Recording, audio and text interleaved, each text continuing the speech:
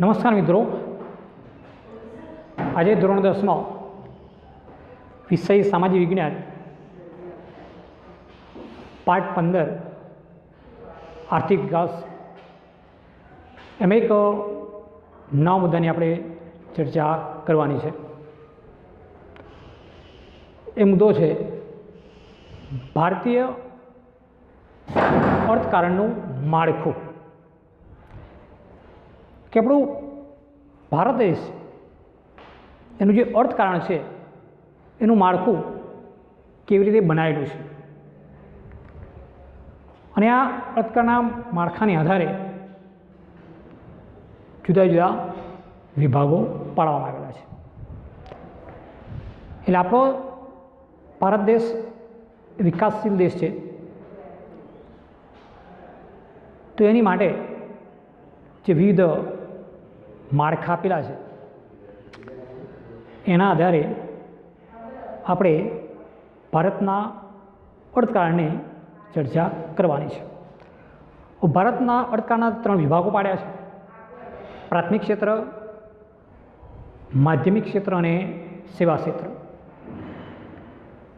આ 3 ક્ષેત્રને આધારે ભારતીય અર્થકારણનું માળખું વહેંચાયેલું છે।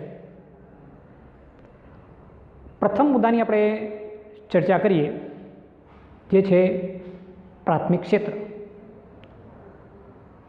તો ભારતીય અર્થતંત્રના આ વિભાગની અંદર જે પ્રાથમિક ક્ષેત્ર છે તેમાં ખેતી તેમજ ખેતી સાથે સંકળાયેલી પ્રવૃત્તિઓ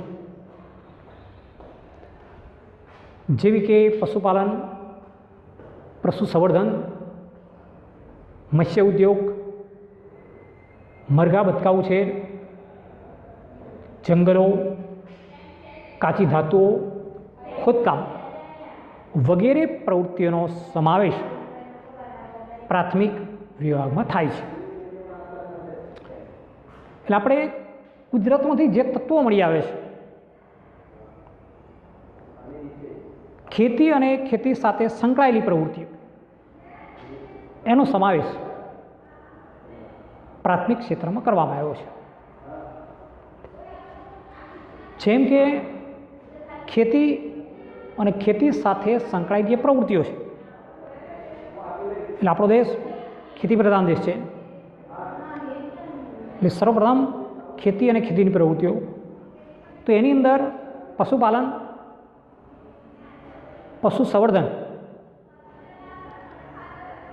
સાથે સાથે મત્સ્ય ઉદ્યોગ, મરઘા બતકા ઉછેર, એનો સમાવેશ પ્રાથમિક ક્ષેત્રમાં છે। સાથે સાથે જંગલો અને જંગલો મળતી પેદાશો,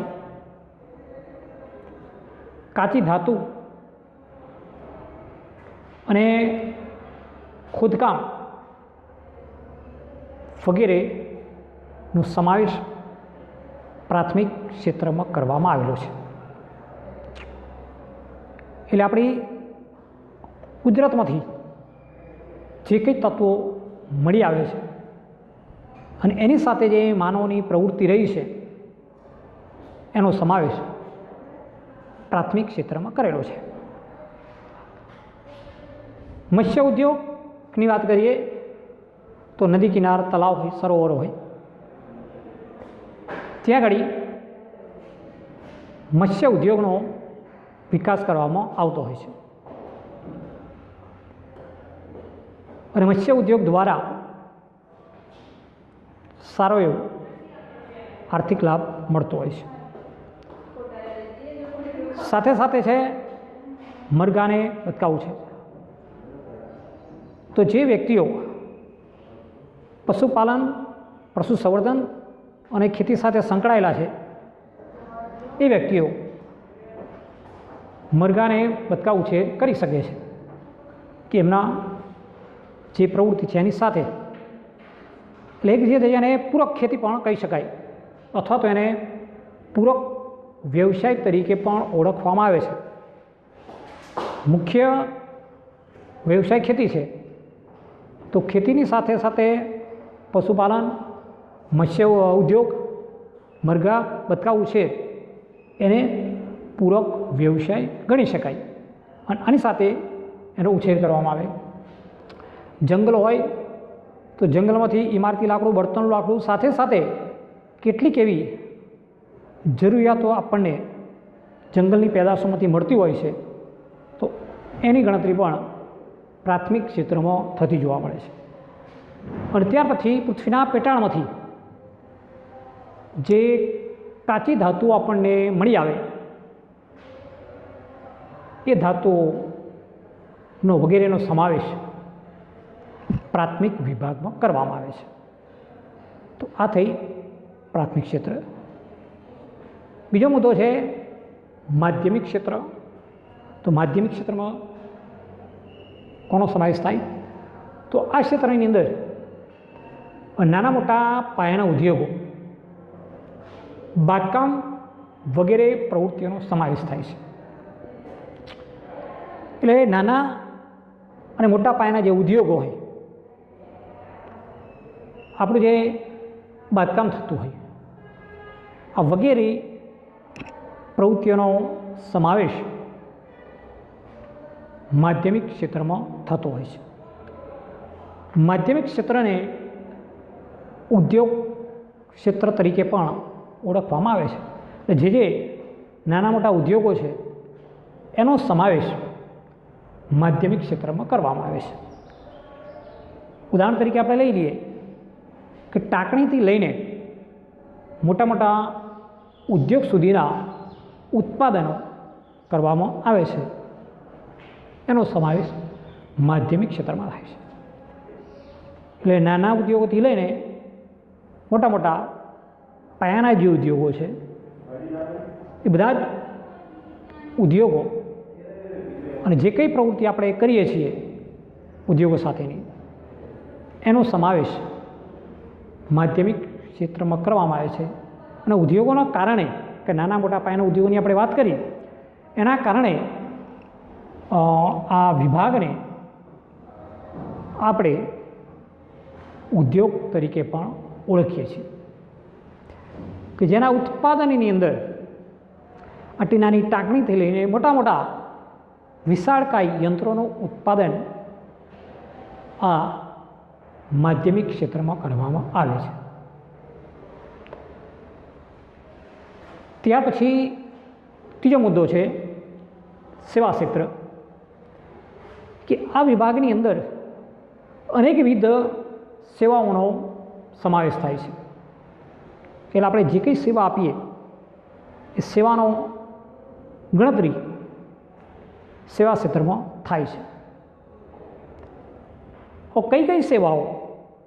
તો આપણે જે સેવાઓ કરીએ, વ્યાપાર, સંદેશા વ્યવહાર, હવાઈ અને દરિયાઈ માર્ગો, શિક્ષણ, આરોગ્ય, બેન્કિંગ તેમજ વીમા કંપનીઓ, પ્રવાસ અને મનોરંજનની કામગીરીનો સમાવેશ સેવા ક્ષેત્રમાં થાય છે. કે જે પ્રવૃત્તિઓ સેવા સાથે જોડાયેલી છે એ ક્ષેત્રનો સમાવેશ સેવા ક્ષેત્રમાં થાય છે. વ્યાપાર, કે જે લોકો વેપાર કરે છે, એક પ્રકારની સેવા છે. સંદેશા વ્યવહાર તો પણ એ સેવામાં ક્ષેત્રમાં ગણતરીમાં થઈ જાય. હવાઈ અને દરિયાઈ માર્ગો, શિક્ષણ, આરોગ્ય લગતું, બેંક હોય તો વીમા કંપનીઓ, પ્રવાસ અને મનોરંજન, આ જે કંઈ પ્રવૃત્તિઓ થઈ રહી છે, આ બધી જે કામગીરી થાય છે એ બધાનો જે આપણે ઉપયોગ કરીએ છીએ એને સેવા ક્ષેત્રનો સમાવેશ કરવામાં આવેલો છે. સેવા ક્ષેત્ર એટલે કે સેવાઓ, શિક્ષણ છે તો એક પ્રકારની સેવા છે. આરોગ્ય, તો આરોગ્ય શું છે? એક પ્રકારની સેવા છે. એટલે સેવા આપતા જે ક્ષેત્રો છે એ સેવા ક્ષેત્રમાં ગણી શકાય છે. કે હાલના આધુનિક યુગની અંદર આપણે સંદેશા વ્યવહાર છે, એટલે ઘણીવાર આપણે ચર્ચા કરી કે યોગ્ય સેવા આપતા નથી કે આ યોગ્ય કામગીરી થતું નથી, તો શું એક સેવા આપે છે. સંદેશા વ્યવહાર હોય, ટાર ટપાલ હોય કે આ મોબાઈલ સેવા હોય, જો આપણને યોગ્ય રીતે નેટ ના પકડાતું હોય, ટાવર ના આવતું હોય, તો આ શું છે કે આપણે યોગ્ય રીતે એને સેવા પ્રાપ્ત થતી રહે, આપણે એને સેવા ક્ષેત્રમાં ગણતરી નથી કે આપણે સેવા મેળવીએ છીએ. એ પ્રમાણે હવાઈની દરિયાઈ માર્ગો હોય, વાહન વ્યવહાર હોય, આ બધા શું છે આપણને સેવા આપે છે. એટલે આપણે ઘણીવાર ફાટકીને ચીલાચાલુની અંદર પણ કહેતા હોય કે આની યોગ્ય બરોબર સેવા નથી કે આ નથી. શું એક સેવા ક્ષેત્રમાં છે કે આપણને સેવા પૂરી પાડે છે. બેંકમાં લેવડ દેવડ હોય કે કંઈક લોન લેવાની હોય, તો આ બધી સેવાઓ બેંક આપે છે. વીમા કંપનીઓ કે વાહનથી લઈને મનુષ્ય પશુનો જે વીમો લેવામાં આવતો હોય, તો વીમા કંપનીઓ આપણને વીમો ઉતારીને, આપણો વીમો ઉતારીને કે વાહનનો વીમો ઉતારીને આપણને સેવા પૂરી પાડે છે કે આપણી સલામતી. એ બધીની ગણતરી, આ બધી કામગીરીઓનો સમાવેશ સેવા ક્ષેત્રમાં કરવામાં આવે છે. એટલે આપણું જે ભારતીય અર્થકારણ છે એ વિકાસશીલ દેશમાં એનો સમાવેશ થતો હોવાથી પ્રાથમિક લક્ષણ એ મહત્ત્વનું છે. ત્યારે વિકાસશીલ દેશની અંદર જોવા જઈએ તો એના અર્થકારણની અંદર પ્રાથમિક ક્ષેત્ર મહત્ત્વનું હોય છે. અને રોજગારી તેમજ રાષ્ટ્રીય આવકનો હિસ્સો પ્રાથમિક ક્ષેત્રનો વધારે હોય છે. અને પ્રાથમિક ક્ષેત્રની અંદરથી આપણો આર્થિક વિકાસ વધતો જાય છે. અને આ વિકાસ વધતા પ્રાથમિક ક્ષેત્ર, માધ્યમિક ક્ષેત્ર અને સેવા ક્ષેત્રની જ્યારે કમ્પેરિઝન થાય ત્યારે એની સાપેક્ષ એ વસ્તુ પ્રાથમિક ક્ષેત્રનું ઘટતું જાય છે. એટલે ઉદ્યોગ ક્ષેત્ર અને સેવા ક્ષેત્ર એની સાથે પર્યાપ્ત હોય છે. એટલે સેવા ક્ષેત્ર અને માધ્યમિક ક્ષેત્રનું જ્યારે સાપેક્ષતા વધે ત્યારે પ્રાથમિક ક્ષેત્રનું મહત્ત્વ ઘટતું જાય છે. કારણ કે ઉદ્યોગ ધંધા અને સેવા ક્ષેત્રનો વિકાસ થઈ રહ્યો છે, તો તે સમયે એની સાપેક્ષતામાં કઈ માધ્યમિક અને સેવા ક્ષેત્રની સાપેક્ષતામાં પ્રાથમિક ક્ષેત્રનું મહત્ત્વ ઘટતું જાય છે. અને પછી માધ્યમિક ક્ષેત્રના નાના મોટા ઉદ્યોગોનો વિકાસ થયો હોય, સેવા ક્ષેત્રનો વિકાસ થયો હોય, તો રાષ્ટ્રીય આવકમાં એનો હિસ્સો વધારે જોવા મળતો હોય છે. એટલે આ પ્રમાણે આપણું ભારત એ વિકાસશીલ દેશ છે. અને વિકાસશીલ દેશમાં જોતાં પ્રાથમિક ક્ષેત્રનું મહત્ત્વ આ દેશોમાં વધારે જોવા મળે છે. એટલે આપણે આ મુદ્દાની ચર્ચા કરી. એટલે ટૂંક નોંધ કે એવું પૂછાય કે ભારતીય અર્થકારણનું માળખું જણાવી એના ક્ષેત્રો સમજાવો તો પ્રાથમિક, માધ્યમિક અને સેવા ક્ષેત્ર આવે, અથવા તો પ્રાથમિક ક્ષેત્ર સમજાવો, માધ્યમિક અથવા તો સેવા ક્ષેત્ર, કોઈ પણ એક મુદ્દો પણ ચર્ચવાનો આવતો હોય છે. એટલે આ પ્રમાણે આપણે 3 મુદ્દાની ચર્ચા કરી લીધી છે કે પ્રાથમિકમાં ખેતી અને ખેતી સાથે સંકળાયેલ પ્રવૃત્તિ, માધ્યમિક ક્ષેત્રની અંદર નાના મોટા ઉદ્યોગો અને સેવા ક્ષેત્રમાં કે જે કામગીરી અનેકવિધ સેવાઓનો સમાવેશ થાય એને આપણે સેવા ક્ષેત્રમાં ગણતરી લીધેલી છે. પછીના મુદ્દાની ચર્ચા હવે આપણે કરીશું. હવે આપણે 9 મુદ્દાની ચર્ચા કરીએ.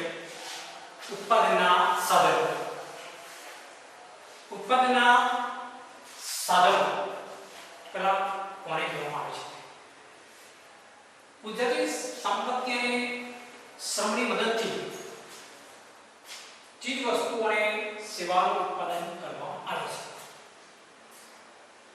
છે. કુદરતી સંપત્તિ જે આપણને પ્રાપ્ત થાય છે અને આ કુદરતી સંપત્તિને શ્રમની મદદથી જે ચીજ વસ્તુઓ છે એમ સેવાનું ઉત્પાદન કરવામાં આવે છે. ઉત્પાદનના સાધનોને અનેક વિભાગોમાં વહેંચવામાં આવેલા છે. અહીંયા ઉત્પાદનના સાધનોને ચાર વિભાગોમાં વહેંચવામાં આવ્યા છે. જમીન, મૂડી, શ્રમ અને નિયોજન. એટલે આપણે આગળના મુદ્દામાં જે જોયા ત્રણ ક્ષેત્રો: પ્રાથમિક, માધ્યમિક, સેવા. એ ત્રણેય ક્ષેત્રોને આધારે ઉત્પાદનના સાધનોની ફાળવણી કરવામાં આવી છે કે આપણને જે કુદરતી સંપત્તિ પ્રાપ્ત થઈ છે એ પ્રાપ્ત થયેલી સંપત્તિને શ્રમની મદદથી એક ચીજ વસ્તુઓનું સેવા ક્ષેત્રમાં અથવા સેવાનું ઉત્પાદન કરવામાં આવે છે. એટલે હવે આપણે પ્રથમ સાધનની ચર્ચા કરીએ કે જમીન. સામાન્ય રીતે જમીનનો અર્થ આપણે એવો કરીએ છીએ કે પૃથ્વીની સપાટીના ઉપલા પડને જમીન તરીકે ઓળખીએ છીએ. આ એક સર્વ સામાન્ય વ્યાખ્યા જમીન કોને કહેવામાં આવે? તો જમીન આપણે પૃથ્વીની સપાટીના ઉપલા પડ તરીકે ઓળખીએ છીએ. અર્થશાસ્ત્રની પરિભાષામાં જમીન એટલે તમામ પ્રકારની કુદરતી સંપત્તિ જેમાં પૃથ્વીની સપાટી પર આવેલા જંગલો, નદીઓ, પર્વતો, પૃથ્વીના પેટાળમાં આવેલી ખનિજો, ધાતુઓ વગેરેનો સમાવેશ થાય છે. જમીન એ ઉત્પાદનનું કુદરતી સાધન છે. એટલે આપણે અર્થશાસ્ત્રની પરિભાષાની અંદર જમીન વિશે સમજીએ તો કે જમીન એટલે તમામ પ્રકારની કુદરતી સંપત્તિ આપણને પ્રાપ્ત થઈ છે કે જેમાં પૃથ્વીની સપાટી પર આવેલા જંગલો, પૃથ્વીના સપાટી પર જે કંઈ જંગલો આવેલા છે, નદી, પર્વતો, પૃથ્વીના પેટાળમાં આવેલી ખનિજો અને ધાતુ વગેરેનો સમાવેશ જમીનમાં થાય છે.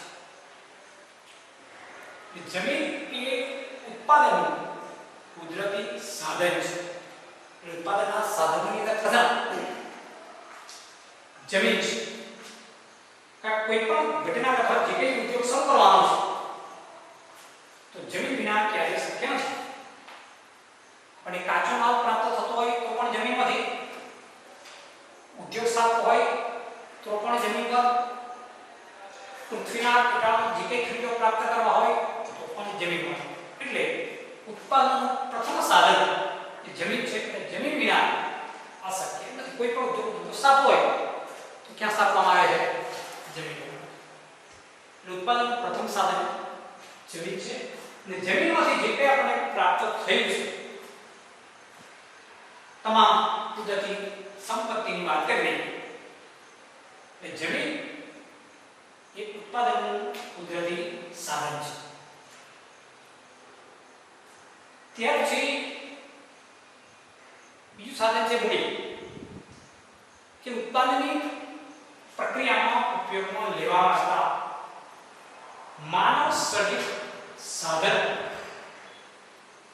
જેવા કે યંત્રો, ઓજારો, મકાન વગેરેનો સમાવેશ મૂડીમાં થાય છે.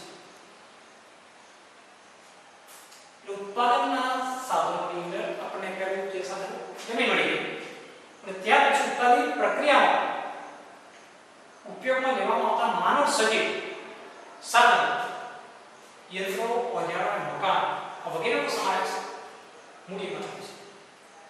એટલે મૂડી વિના શક્ય નથી. યંત્રો ખરીદવા હોય કે ઓજારો ખરીદવા હોય કે મકાન ખરીદવા હોય તો એના માટે મૂડીની જરૂર છે. એટલે એને બીજું સાધન આપણે મૂડી તરીકે ઉલ્લેખ કર્યો છે કે આ પ્રક્રિયાની અંદર જે કંઈ આપણે ઉપયોગ કરવાના છે એના માટે શું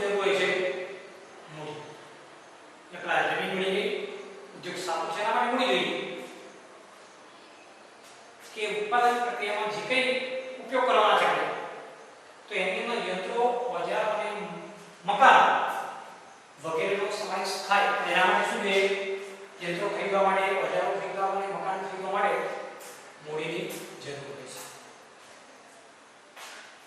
ત્રીજું સાધન છે શ્રમ. કે ભૌતિક વળતરની અપેક્ષાએ કામ કરવામાં આવતા કોઈ પણ શારીરિક કે માનસિક કાર્યને શ્રમને શ્રમ કહે છે. શ્રમ એ ઉત્પાદનનું સજીવ સાધન છે. સમજી લઈએ કે આપણે કોઈ પણ વળતરની અપેક્ષાએ કામ કરીએ એ પછી શારીરિક કાર્ય હોય કે માનસિક કાર્ય એને શ્રમ કહે છે. અને શ્રમ એ ઉત્પાદનનું સજીવ સાધન છે કે જે કંઈ શ્રમ કરવાનું છે એ મનુષ્ય કરવાનું છે. એટલે આપણે શારીરિક રીતે કરીએ તો માનસિક રીતે જે કાર્ય કરીએ એની ગણતરી શ્રમમાં કરવામાં આવે છે. એટલે શ્રમ એ ઉત્પાદનનું સજીવ સાધન કર્યું છે. એની અંદર ખેત મજૂરો આવી જાય, કામદાર આવી જાય, શિક્ષકો આવી જાય, ડોક્ટર અને કારીગર વગેરેના કાર્યને શ્રમ કહે છે. કે જે શારીરિક માનસિક રીતે એ પોતે કાર્ય કરે છે પણ એની ગણતરી શ્રમમાં કરવામાં આવે છે. પોતે શ્રમ કરી રહ્યો છે. માનસિક રીતે શ્રમ કરે છે કે શારીરિક દ્રષ્ટિએ કરે છે એટલા માટે સજીવ સાધન કર્યું છે. ખેત મજૂરો ખેતરમાં જે કામ કરે છે અને એમનો શારીરિક શ્રમ છે. કામદારો કંપનીઓમાં કામ કરતા હોય કે મકાનોની અંદર કામ કરતા હોય, કોઈ ઉદ્યોગ ધંધાની અંદર કામ કરતા હોય તો પોતે શારીરિક રીતે પોતાનો શ્રમ આપે છે. શિક્ષકો એમનો બંને ગણા છે, શારીરિક અને માનસિક. ડોક્ટરોનો એ પણ એક શ્રમ છે શારીરિક અને કારીગરો જે કામ કરે છે બધા કાર્યને શ્રમ કહેવામાં આવે છે. એ પોતાનો સહયોગ આપીને શારીરિક કે માનસિક કાર્ય કરે છે. એટલે ત્રીજું સાધન ઉત્પાદનનું સજીવ સાધન છે. ચોથું ઉત્પાદનનું સાધન છે નિયોજન એટલે કે નિયોજન.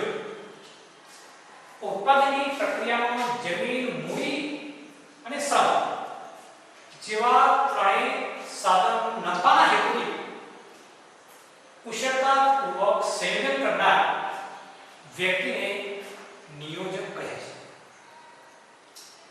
કે ઉત્પાદનના સાધનો તો સાધારણ મળે, જમીન મળી ગઈ, મૂડી આવી ગઈ, શ્રમ, પણ ત્રણેયનું કુશળતાપૂર્વક સંયોજન કરવું જરૂરી છે.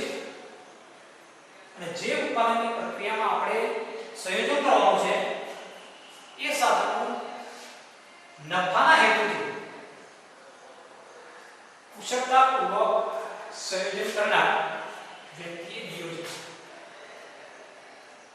જમીન, મૂડી અને શ્રમ આ ત્રણનું સંયોજન કરવું કે એકબીજા સાથે તે માટે કેવું કુશળતાપૂર્વક જમીન, મૂડી અને શ્રમ આ ત્રણને જોડવા માટે નફાના હેતુ સાથે કામ કરવામાં આવે.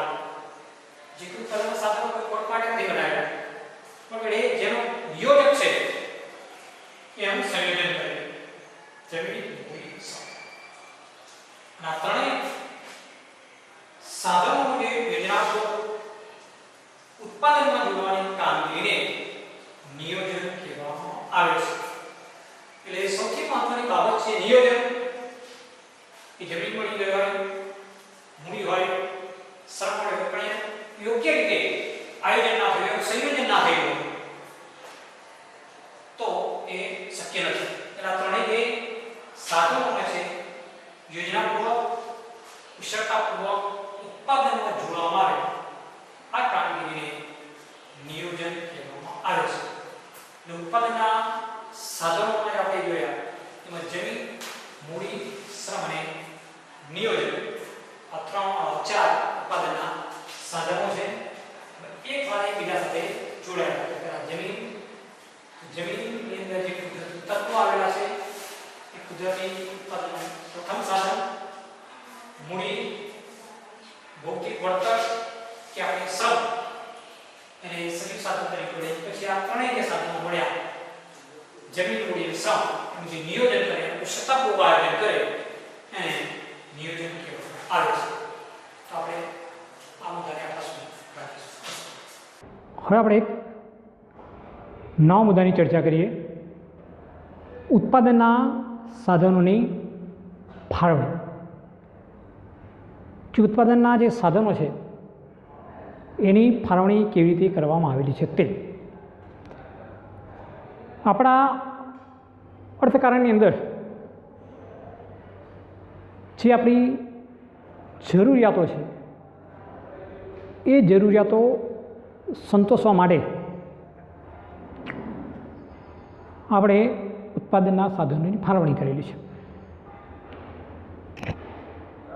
કે આપણી જે જરૂરિયાતો છે એ અમર્યાદિત જરૂરિયાતો છે.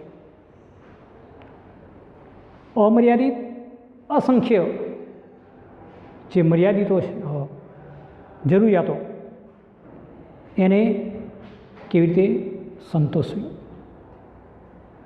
એટલે આના માટે ઉત્પાદનના સાધનોની ફાળવણી કરવામાં આવેલી છે. કેવી જરૂરિયાતોને ક્યારે કેવી રીતે સંતોષવી. માણસની જરૂરિયાતો અમર્યાદિત છે. એક જરૂરિયાત સંતોષે તો બીજી ઊભી થાય. એટલે આવી જરૂરિયાતો સંતોષવા માટે ઉત્પાદનના સાધનોની ફાળવણી કરવામાં આવી છે. એ મુજબ આપણે પહેલો મુદ્દો જોઈએ, અમર્યાદિત જરૂરિયાતો. કે માનવીની જરૂરિયાત અસંખ્ય અને અમર્યાદિત છે. એક જરૂરિયાતમાંથી બીજી અનેક જરૂરિયાતો ઉદ્ભવે છે. ઘણી એવી જરૂરિયાતો છે આપણે એને વારંવાર સંતોષવી પડે છે.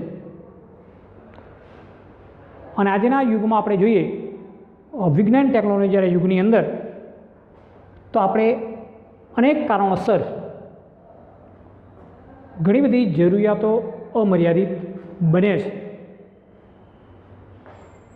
એટલે આથી જરૂરિયાતો પૂરી કરવા માટે જરૂરિયાતોની પસંદગી કરવી પડે છે. કે આપણે માનવી તરીકે કે માનવીની જરૂરિયાતો અસંખ્ય અને અમર્યાદિત છે. તમે એક જરૂરિયાત તો પૂરી કરી છે, તેની સામે બીજી જરૂરિયાત ઉદ્ભવે છે. ઘણી એવી જરૂરિયાતો છે જેને આપણે વારંવાર સંતોષવી પડે છે. અને આજે આપણે વિજ્ઞાન ટેકનોલોજીના યુગમાં જીવી રહ્યા છે તો આપણી અનેક જરૂરિયાતો ઉદ્ભવે છે. અને આ જરૂરિયાતો જે છે તે અનેક કારણોસર અમર્યાદિત બને છે. એટલે આપણે કઈ જરૂરિયાતો પ્રથમ સંતોષવી અને કઈ જરૂરિયાતો જતી કરવી એ આપણે પોતે નક્કી કરવાનું છે. એટલે કે આથી જરૂરિયાતો પૂરી કરવા માટે જરૂરિયાતોની પસંદગી કરવી પડે કે કઈ જરૂરિયાત પ્રથમ છે એને પૂરી કરવી, અથવા એક જરૂરિયાત પૂરી કરીએ તો બીજી ઊભી થાય. ઘણી એવી જરૂરિયાતો આપણે વારંવાર સંતોષવી પડે છે અને ઘણી એવી જરૂરિયાતો આપણે જતી પણ કરવી પડે છે. કે બધી જરૂરિયાતો આપણી પૂર્ણ પણ ન થાય. આપણી જરૂરિયાતો અસંખ્ય અને અમર્યાદિત બને છે.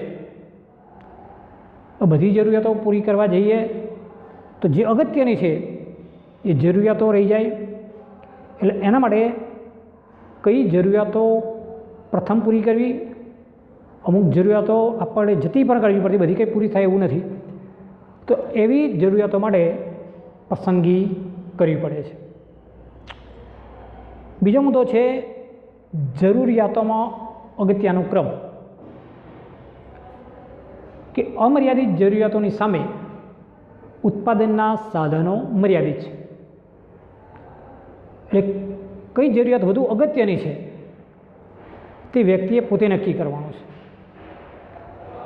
અને એ જરૂરિયાતનો અગત્યક્રમ મુજબ સંતોષવી પડે અને જે વધુ અગત્યની છે કે મહત્ત્વની જણાય એ જરૂરિયાતને આપણે પ્રથમ સંતોષવી પડે છે. એટલા માટે એનો જરૂરિયાતોનો અગ્રતાક્રમ આપેલો છે કે અમર્યાદિત જરૂરોની સામે સાધનો જે આપણને ઉત્પાદનના સાધનોની જે ફાળવણી કરી છે એ આપણા કેવા છે? મર્યાદિત છે. એટલે કઈ જરૂરિયાત વધુ અગત્યની છે એ વ્યક્તિએ પોતે નક્કી કરવાનું છે અને એ જરૂરિયાતોને અગ્રતાક્રમ મુજબ સંતોષવી પડે અને આપણે વધુ જે અગત્યની લાગે એને આપણે પ્રથમ સંતોષવી પડે છે. પણ મનુષ્યનું જીવન આપણું એવું છે કે જરૂરિયાતો દિવસે દિવસે વધતી જાય, એક પૂર્ણ થઈને બીજું ઊભી થાય, પણ એના માટે અગત્યનો ક્રમ કે જે પ્રથમ આવતી હોય એને સંતોષી પછી બીજે એમ એ પ્રમાણે એ કોણે નક્કી કરવાનો? વ્યક્તિ પોતે નક્કી કરે અને એ મુજબ વધુ અગત્યની આપણને લાગે એ જરૂરિયાતને પ્રથમ સંતોષવી પડે છે. ત્રીજો મુદ્દો છે મર્યાદિત સાધનો. તો ઉત્પાદનના સાધનોની આપણે વાત કરીએ મુખ્યત્વે કુદરતી સંપત્તિ અને માનવીય સંપત્તિ હોય છે. આ તમામ સાધનો કેવા છે? મર્યાદિત છે. તો આપણે તેનો કરકસરપૂર્વક ઉપયોગ કરવો પડે. એટલે ઉત્પાદનના સાધનો આપણને જે પ્રાપ્ત થયેલા છે એ કુદરતી અને માનવીય સંપત્તિ છે. એટલે આજે કુદરતી સંપત્તિ અને માનવ સંપત્તિ મળી છે એ સાધનો મર્યાદિત મળ્યા છે. એટલે આની આપણે આ સાધનોનો કરકસરપૂર્વક ઉપયોગ કરી અને આપણે એના લક્ષ્યમાં લઈને એનો ઉપયોગ કરીએ તો જ આ શક્ય બને છે કે મર્યાદિત સાધનો છે, જરૂરિયાતો સામે અમર્યાદિત છે અને કુદરતી સંપત્તિ એ મર્યાદિત સાધનોમાં છે. અને મર્યાદિત સાધનોમાં હોય તો આપણે એનો ઉપયોગ કરકસરપૂર્વક કરવો પડે. ઉદાહરણ તરીકે આપણે લઈ લઈએ કે જમીન છે. જમીન એ ઉત્પાદનનું સાધન છે કે દિવસે દિવસે વસ્તી વધારો થાય, ઉદ્યોગો વધતા જાય, માનવ વસ્તી વધતી જાય તો જમીન ઘટે છે. જમીનમાં કોઈ વધારો થવાનો નથી. જેમ જેમ માણસો વસવાટ ઉદ્યોગ ધંધા આવતા જાય તો એ પ્રમાણે એ સંપત્તિ આપણને મળી છે એ મર્યાદિત છે. તો આપણે કરકસરપૂર્વક એનો ઉપયોગ કરીએ અને એના લક્ષ્યમાં લઈને આપણે એનો ઉપયોગ કરીએ તો વધારે સારું છે કે સાધનો આપણે મર્યાદિત મળેલા છે.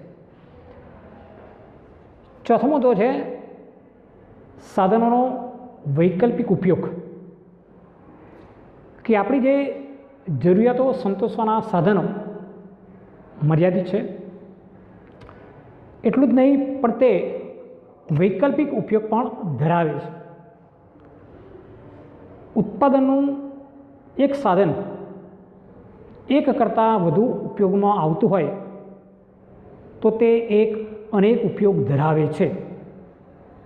કોઈ પણ એક સાધન કે જરૂરિયાત સંતોષવાના સાધનો મર્યાદિત પરંતુ તે વૈકલ્પિક ઉપયોગ પણ ધરાવે છે. આ જે વૈકલ્પિક ઉપયોગ ધરાવેલા કોઈ પણ એક સાધન હોય એના વધુ ઉપયોગ હોય છે. તેના એક કરતાં અનેક ઉપયોગ પણ ધરાવે છે. ઉદાહરણ તરીકે લઈએ જમીન.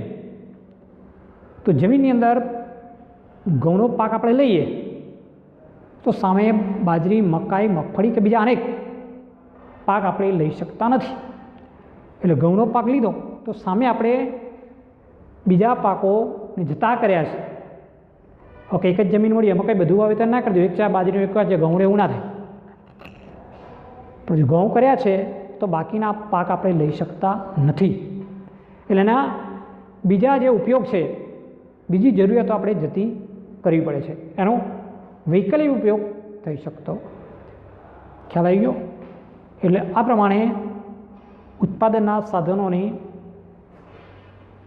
ફાળવણી કરેલી છે કે આપણી જે અમર્યાદિત જરૂરિયાત હોય, જરૂરિયાતોનો અગ્રતાક્રમ આપ્યો હોય, મર્યાદિત સાધનો છે, સાધનોનો વૈકલ્પિક ઉપયોગ, એટલે સાધનો જે આપણને મર્યાદિત મળે છે એનો વૈકલ્પિક ઉપયોગ કરી શકીએ, અને એક સાધન એકથી વધારે ઉપયોગ પણ ધરાવે છે. અને ઘણા એવા સાધનો છે કે આપણે એક ઉપયોગ કરીએ તો સામે પક્ષે બીજા અનેક ઉપયોગ વાળી જતા કરવા પડે છે. એટલે આ પ્રમાણે આપણે આ મુદ્દાની ચર્ચા કરી. એટલે એની જે PDF તમને મોકલવામાં આવે એ મુજબ મુદ્દાસર તૈયારી કરવાની રહેશે. આજે આપણે આટલે સુધી કીધું. અસ્તુ.